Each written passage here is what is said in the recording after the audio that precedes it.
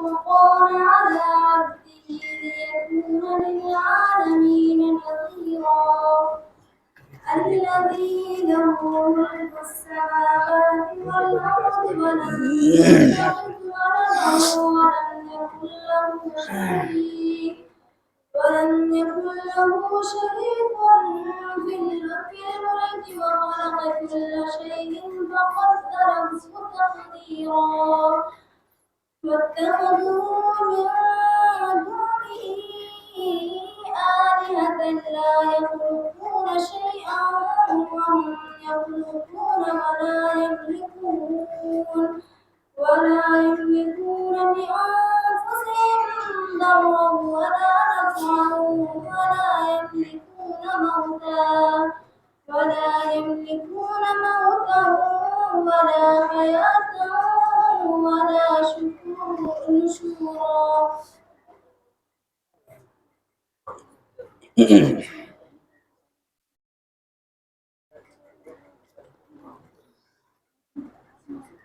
الحمد للہ والصلاة والسلام علی رسول اللہ وبعد.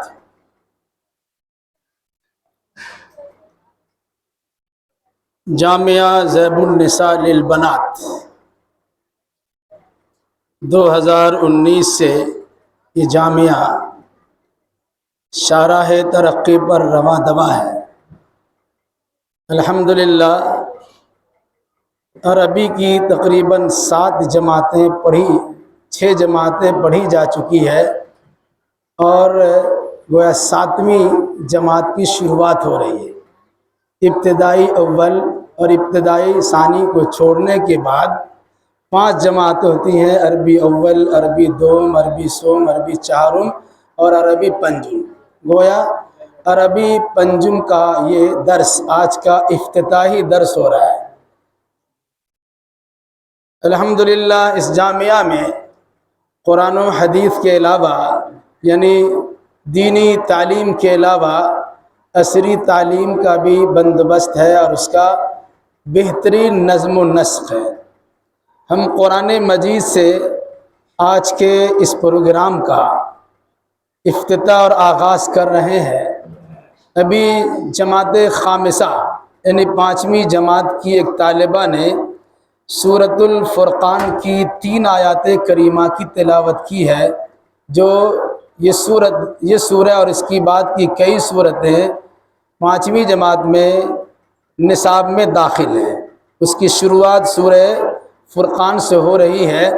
مناسب یہ سمجھا گیا کہ اس ضمن میں سورۃ الفرقان کی آیات کی بالکل ہی مختصر تفسیر کر دی جائے اور پھر اس کے بعد جو اس کتاب کے یعنی سورہ کے یا سورہ تفسیر قرآن کے پڑھانے پر مامور ہے وہ پھر اپنے انداز میں اسے پڑھائیں گے. مناسب یہ معلوم ہوا کہ سورہ فرقان کے ذریعے سے اس کی افتتاحی پروگرام میں آج میرا ہی درس ہو جائے تو میں بالکل ہی اختصار کے ساتھ سورہ فرقان کی 3 آیات سے متعلق بالکل ہی سیدھے سادے لفظوں میں پڑھانے کے انداز میں کچھ باتیں رکھنا مناسب سمجھتا ہوں. بسم اللہ الرحمن الرحیم. تبارک الذی نزل الفرقان علی عبدہ لیکون للعالمین نذیرا. اس سورہ کا نام ہے سورہ الفرقان. الفرقان فرق سے بنا، فرق معنی ہوتا ہے 2 چیزوں کے درمیان جدائیگی کرا دینا. الفرقان قرآن کا ایک دوسرا نام ہے. اس کا مطلب یہ ہے کہ ظلم اور عدل کے درمیان فرق کرنے والی کتاب، اسلام اور کفر کے درمیان فرق کرنے والی کتاب، صحیح اور غلط کے درمیان فرق کرنے والی کتاب. اس مناسبت سے حق اور باطل کے درمیان فرق کرنے والی کتاب، اس کا نام ہے الفرقان. فرقان حق و باطل کے درمیان تفریق اور فرق کرنے والی کتاب. تو قرآن کا ایک نام ہے الفرقان. اس کی پہلی آیت میں یہ لفظ فرقان موجود ہے اور اسی لفظ فرقان کو اس سورہ کا نام دیا گیا ہے. یہ بات یاد رکھیے گا کہ نام کسی دوسرے آدمی نے نہیں دیا، قرآن کی سورتوں کا نام بھی اللہ ہی کی طرف سے ہے۔ اللہ نے اللہ کے نبی صلی اللہ علیہ وسلم کو جبریل کے واسطے سے یہ بتلایا اس سورہ کا نام یہ رکھا جائے اور فلاں فلاں آیتیں اس سورہ کے فلاں فلاں جگہ پر رکھی جائے۔ اس مناسبت سے اس سورہ کا نام سورہ فرقان رکھا گیا۔ اس کی پہلی آیت میں الفرقان ہے، جس کا معنی ہوتا ہے حق و باطل کے درمیان تفریق کرنے والی بات۔ یہ سورہ مکی ہے، یاد رکھیے گا، مکی اور مدنی سورتیں۔ قرآن مجید میں کچھ سورتیں مکی ہیں اور کچھ سورتیں مدنی ہیں۔ مکی اور مدنی سورہ کا مطلب یہ نہیں ہوتا کہ سورہ مکہ میں نازل ہوئی ہوگی تو مکی ہے اور مدینہ میں نازل ہوئی تو مدنی ہے، ایسا نہیں ہے۔ ہجرت مدینہ سے پہلے، اللہ کے نبی صلی اللہ علیہ وسلم کے مدینہ جانے سے پہلے جن سورتوں کا نزول ہو چکا تھا، ان سورتوں کے بعد نازل ہونے والی سورتوں کا نام مدنی سورہ ہے۔ تو یہ سورہ مکی ہے اور مضمون سے اندازہ ہوتا ہے کہ مکہ کے بالکل آخری ایام، مکی دور کے آخری ایام میں اس سورہ کا نزول ہوا تھا۔ مکی دور 13 سالہ دور ہے، 13 سالہ دور میں سے جو آخری ایام ہے، ان آخری ایام میں اس سورہ کا نزول ہے۔ اس سورہ کا مرکزی مضمون کیا ہے؟ اس سورہ میں خاص بات کیا بیان کی گئی؟ مرکزی مضمون کا مطلب ہوتا ہے خاص باتیں۔ اس سورہ میں خاص باتیں کیا بیان کی گئی ہے؟ اس سورہ کی سب سے خاص بات یہ ہے کہ اللہ تبارک و تعالیٰ نے انسان کی ہدایت کے لیے ایک آخری ہدایت نامہ قرآن کی شکل میں نازل کیا ہے، جس کا نام اس سورہ میں فرقان رکھا گیا، جو حق و باطل کے درمیان تفریق کرنے والی کتاب ہے۔ یعنی قرآن مجید کو فرقان کی حیثیت سے پیش کرنا اس سورہ کا مرکزی مضمون ہے۔ ساتھ ساتھ فوراً شرک اور کفر کے درمیان، یعنی شرک اور کفر کے خلاف اسلام اور ایمان اور شرک و کفر کے درمیان تفریق کرنے کے لیے کچھ باتیں بیان کی گئی ہیں جو اس سورہ کے نام سے مطابقت رکھتی ہے کہ حق اور باطل کے درمیان یہ کتاب کس طرح، یہ سورہ کس طرح تفریق کرتی ہے۔ چنانچہ اللہ تبارک و تعالیٰ نے بعد کی آیتوں میں فوراً بیان کیا ہے کہ آسمان و زمین کی ساری بادشاہت اللہ تبارک و تعالیٰ کی، ساری بادشاہت، سارا اقتدار، سارا اختیار، ساری حکمرانی، ساری حکومت کس کی ہے؟ اللہ تبارک و تعالیٰ کی ہے۔ اب اللہ کی ذات میں، صفات میں، عبادات میں، تصرفات میں، علوم میں، اختیارات میں کسی بھی اعتبار سے کوئی اللہ کا شریک نہیں ہے۔ پھر اس کے ساتھ ساتھ یہ بھی بتایا کہ اللہ تبارک و تعالیٰ کا کوئی بیٹا نہیں ہے، اللہ تبارک و تعالیٰ کی کوئی اولاد نہیں ہے، بلکہ اللہ تبارک و تعالیٰ نے ساری کائنات کو پیدا کیا ہے۔ خالق صرف اللہ ہے اور ساری کائنات مخلوق ہے۔ پیدا کرنے والا اللہ ہے اور ساری کائنات پیدا کی ہوئی چیز ہے۔ تو جو چیز پیدا کی گئی ہے وہ کبھی معبود نہیں ہو سکتی، وہ خالق نہیں ہو سکتی، بلکہ اسے مخلوق ہی رہنا چاہیے، اور جو چیز مخلوق ہوگی اس کی عبادت نہیں کی جا سکتی ہے۔ تو یہ بتانے کے لیے کہ قرآن مجید جس کا نام فرقان بھی ہے، یہ حق و باطل کے درمیان تفریق کرنے کے لیے ایک بہترین کتاب ہے، اس حقیقت کو سمجھا جائے۔ پھر اگر کوئی انسان قرآن پہ اعتراض کیا ہے تو قرآن پہ اعتراض کرنے والے کے لیے اللہ نے اس سورہ میں جواب بھی دیا ہے۔ ساتھ ساتھ نزول قرآن سے متعلق جو شکوک و شبہات ہوتے ہیں، جو اعتراضات ہوتے ہیں، ان اعتراضات کا جواب بھی دیا گیا ہے۔ اس لیے اس سورہ کا نام سورہ فرقان بھی رکھا گیا اور اس کی خاص مضمون کی حیثیت سے ان چیزوں کو بیان کیا گیا۔ اب آئیے درس کی طرف لوٹتے ہم۔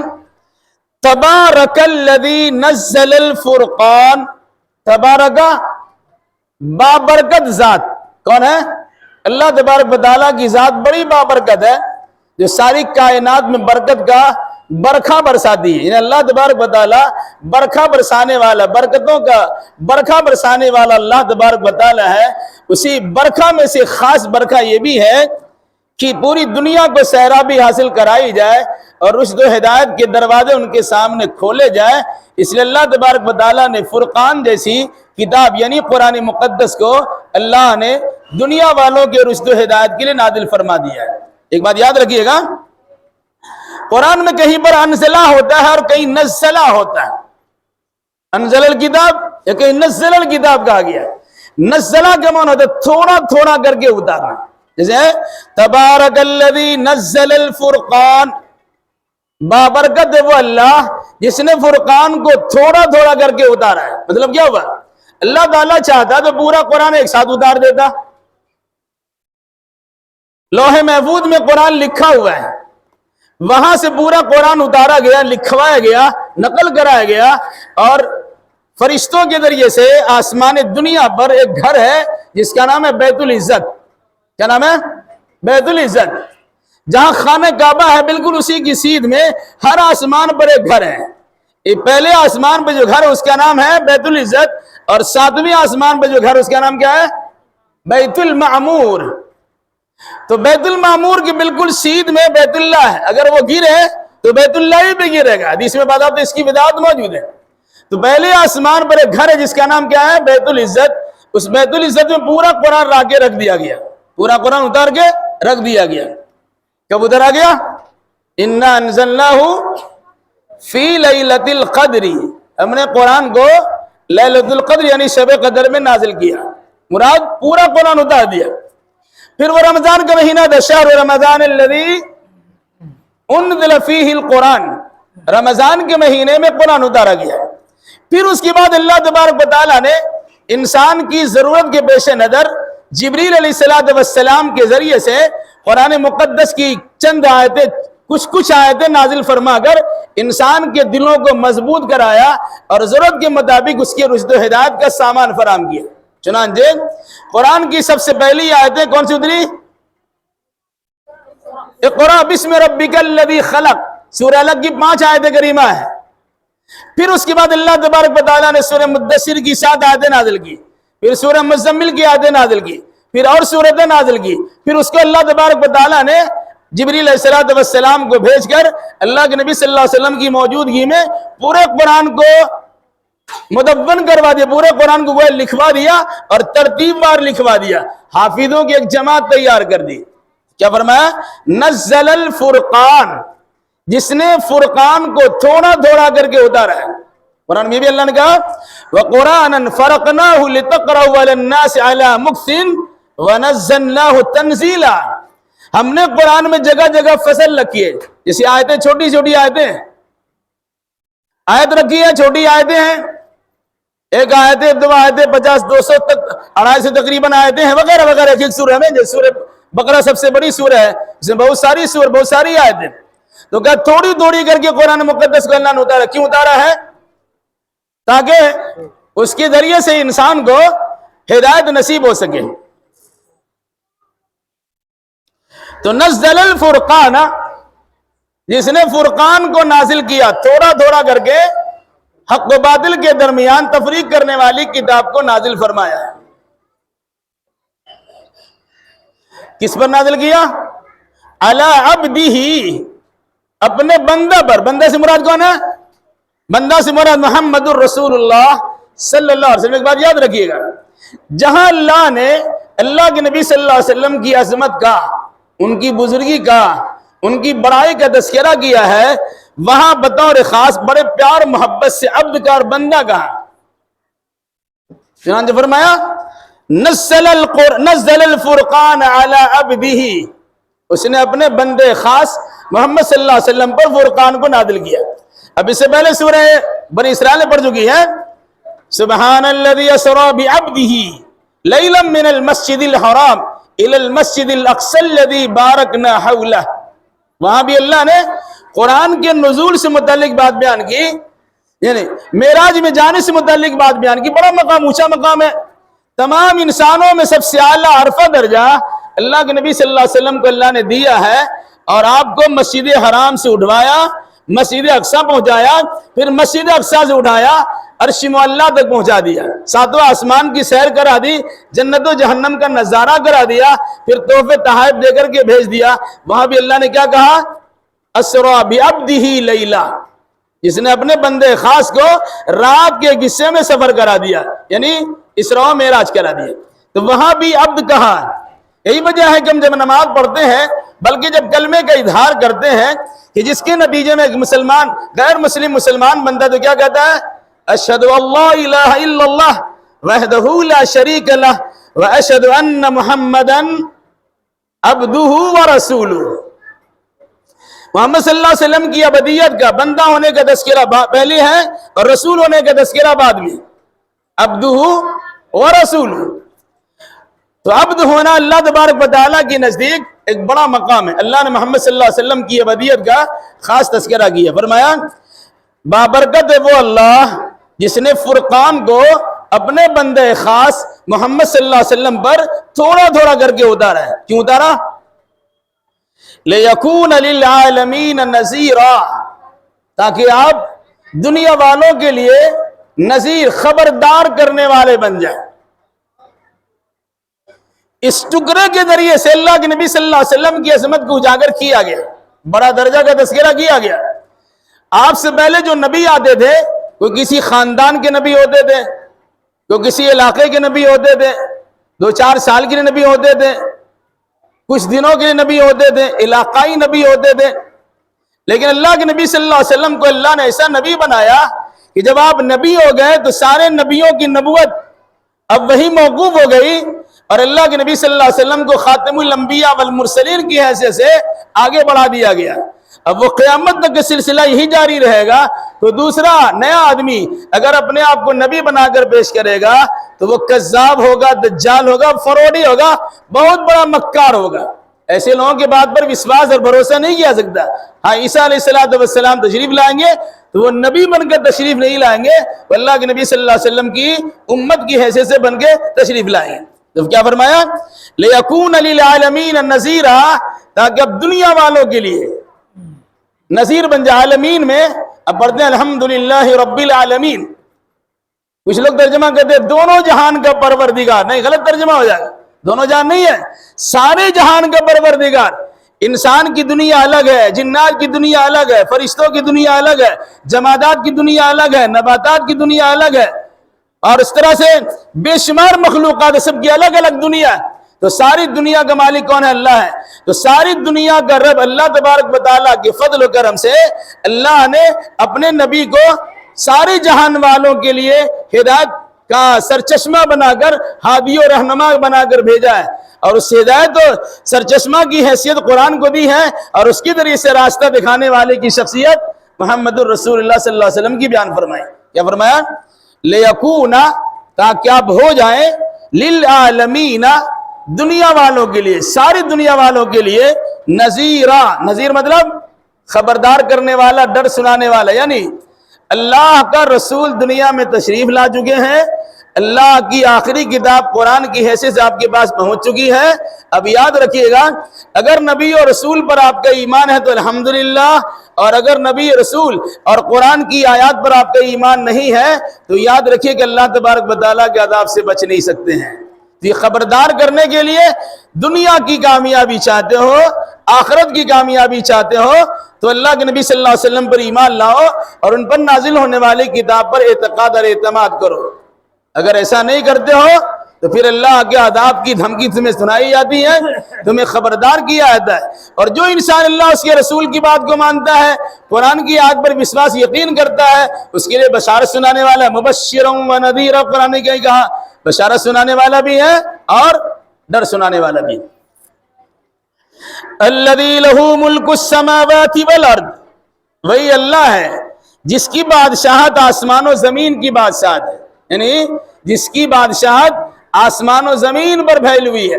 آسمان بھی اللہ کے اختیار میں اور زمین بھی اللہ تبارک و تعالیٰ کے اختیار میں، اس کے قبضے قدرت میں، اس کے ہاتھ میں ہے، جیسے چاہتا آسمان و زمین کا نظام چلاتا ہے۔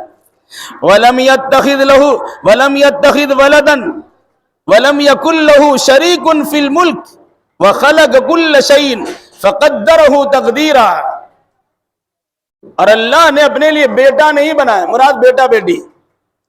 وَلَمْ يَكُنْ لَهُ شَرِيكٌ فِي الْمُلْكِ، اور ملک اور بعد دنیا یعنی سلطنت و حکمرانی میں اللہ کا کوئی شریک نہیں ہے۔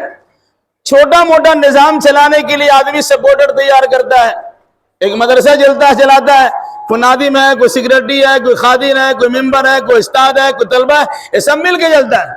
اللہ تبارک و تعالیٰ آسمان کے نظام کو چلاتا ہے، زمین کے نظام کو چلاتا ہے، سمندر دریا پہاڑ کا نظام چلاتا ہے، پوری کائنات کو چلاتا ہے، وہ تنہا چلاتا ہے، کسی کا محتاج نہیں ہے۔ ہاں، دوسری بات یہ کہہ کر کہ اللہ نے فرمایا وَلَمْ يَتَّخِذْ وَلَدًا، اللہ نے اولاد نہیں بنایا اپنے لیے۔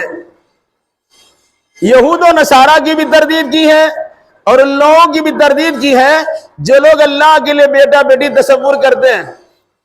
جیسے یہودیوں نے کہا کہ حضرت عزیر اللہ کا بیٹا ہے، تو عیسائی نے کیا کہا؟ حضرت عیسیٰ اللہ تبارک و تعالیٰ کا بیٹا ہے۔ مشرکین مکہ کہا کرتے تھے کہ فرشتے اللہ کی بیٹیاں ہیں۔ اس آیت کے ذریعے سے، اس ٹکڑے کے ذریعے سے اس حقیقت کو واضح کر دیا ہے کہ اللہ کا نہ بیٹا ہے، نہ بیٹی ہے، نہ بیوی ہے، نہ بچہ ہے، یعنی اللہ ان تمام چیزوں سے بے نیاز ہے۔ اگر کوئی پوچھے گا کہ اللہ کا حسب نسب کیا ہے تو پڑھ کے سنا دیجیے گا قل هو اللہ احد اللہ الصمد لم یلد ولم یولد ولم یکن له کفوا احد۔ اس کا ترجمہ تفسیر آپ کو معلوم ہی ہے، جس میں اللہ تبارک و تعالیٰ کے بارے میں بیان کیا گیا کہ اللہ ایک ہے، اللہ بے نیاز ہے، وہ کسی کا محتاج نہیں ہے، سب اسی کا محتاج ہے، وہ کسی کا بیٹا نہیں ہے، اس کا وہ کسی کا باپ نہیں ہے اور وہ کسی کا بیٹا بھی نہیں ہے اور اس کے برابر کا کوئی نہیں ہے۔ تو اللہ تبارک و تعالیٰ کیا ہے؟ لم یتخذ ولدا، اس نے اپنے لیے کوئی بیٹا نہیں بنایا۔ اور شاہ فرمایا وَلَمْ يَكُنْ لَهُ شَرِيكٌ فِي الْمُلْكِ، بادشاہت و اقتدار میں اس کا کوئی شریک بھی نہیں ہے، کوئی پارٹنر بھی نہیں ہے۔ وَخَلَقَ كُلَّ شَيْءٍ، کیوں نہیں ہے؟ کہ آسمان و زمین کی ساری چیزوں کو پیدا کرنے والا کون ہے؟ اللہ۔ فَقَدَّرَهُ تَقْدِيرًا، پھر اسی اللہ نے اس کی تقدیر متعین کی ہے، تقدیر بنائی ہے، ہر چیز کو مناسب اور متناسب انداز میں جگہ جگہ دیا ہے۔ آسمان بنایا ہے، اس کا کتنا رقبہ چاہیے، اس کی بلندی کیسی ہونی چاہیے، اس کا موٹاپا کتنا ہونا چاہیے، وہ اللہ کو معلوم ہے۔ زمین بنائی، زمین کتنی لمبی چوڑی ہے، کتنی ہے، کیسی ہے، کہاں مسطح ہے، کہاں ہموار ہے، کہاں نشیب و فراد ہے، کہیں اونچی نیچ ہے، وہ ساری کیفیت اللہ اندر۔ پھر انسان اور فرشتے اور مخلوق دیگر مخلوقات کو بنایا، ساری چیزوں کی تقدیر اللہ تبارک و تعالیٰ نے بنائی۔ مطلب کیا ہوا؟ اللہ ہی نے ساری مخلوق کو بنایا ہے اور ساری مخلوقات کی تقدیر اللہ نے بنائی ہے۔ وَاتَّخَذُوا مِن دُونِهِ آلِهَةً لَا يَخْلُقُونَ شَيْئًا وَهُمْ يُخْلَقُونَ وَلَا يَمْلِكُونَ لِأَنفُسِهِمْ ضَرًّا وَلَا نَفْعًا وَلَا يَمْلِكُونَ مَوْتًا وَلَا حَيَاةً وَلَا نُشُورًا۔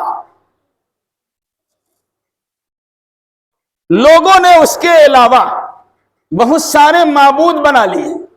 مطلب کیا ہوا؟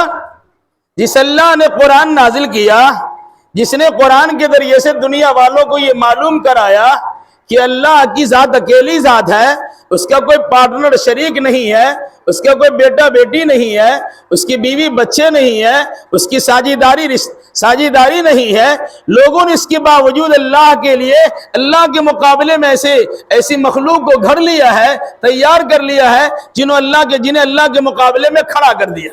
وَاتَّخَذُوا مِن دُونِهِ آلِهَةً، لوگوں نے اس کے برخلاف بہت سارے معبود بنا لیے۔